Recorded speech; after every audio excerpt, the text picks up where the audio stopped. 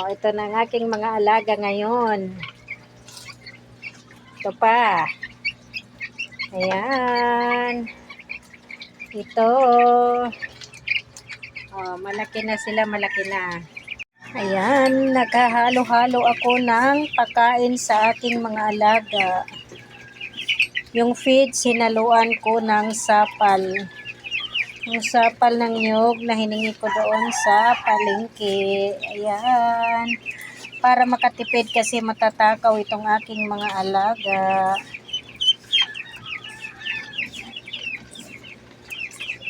Ayan, ayan. Halo-halo lang dito. Gan ko kunting tubig, tuyo-tuyo. Ayan.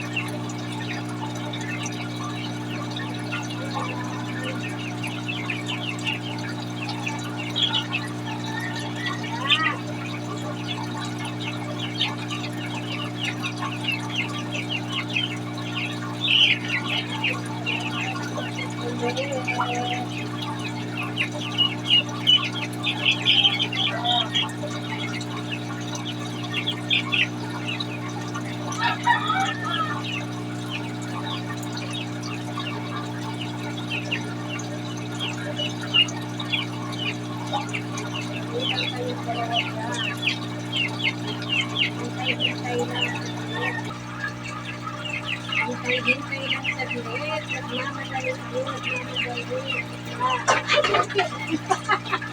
Bakit tumalong tayo? Nakulokot. Yun. Nakutik ka na. May putik na. Eh!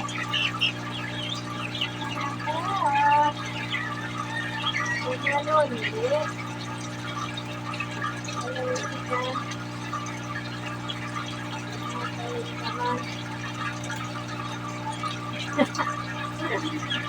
Ay, nako.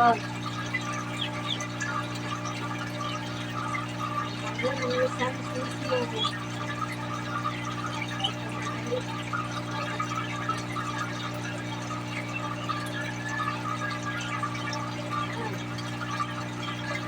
Ayun, dito nagsitik naman.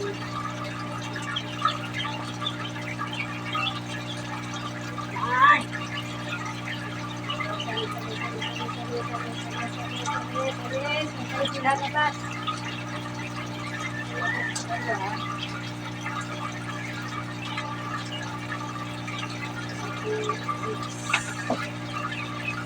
Dali lang.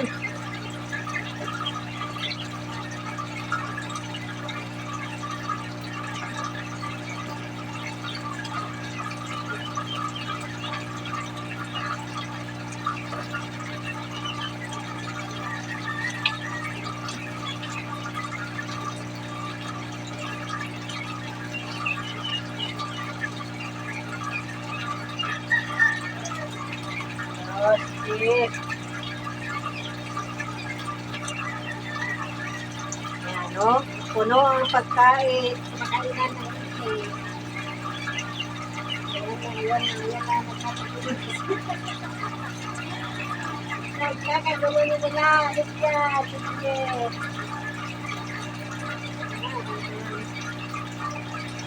Ito naman. Sige. Pupukain naman ito.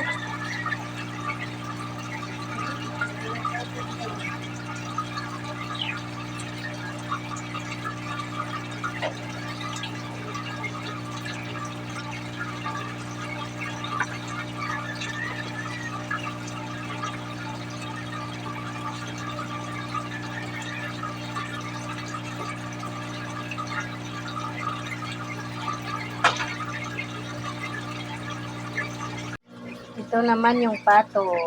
Ayan, kumakain na rin. Maputik. Maputik yung ano. Yung sa may ano ng pato. Ayan yung mga sisiyo. Busy sila sa kakakain. Oh. Ayan, ang mga itik na makukulit, malaki na. Ayan, ayan.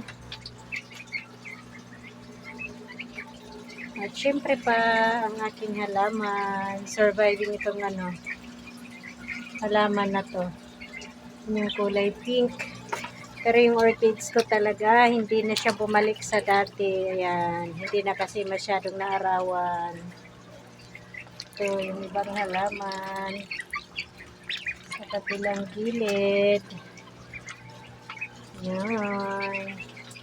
Ito yung haluan ko ng pagkain nila. Ito naman yung aking aquarium. Nagulat ako konti yung tubig nung pag-akyat ko. Yung pala napuno dito sa sa aking DIY filter, napunta dito yung mga tubig. Akala ko na tapon sa baba. Kasi ito naman yung isa, yung sa may crayfish. Maraming isdang maliliit. Yung dito yung isa, goldfish at saka yung laman nito. Ano ito? Janitor fish. Itong gitna lang yung may crayfish. Ayan, malabo ang salamin. May dahon ako ng talisay na inilagay dyan kasi kinakain ng crayfish yung dahon ng talisay.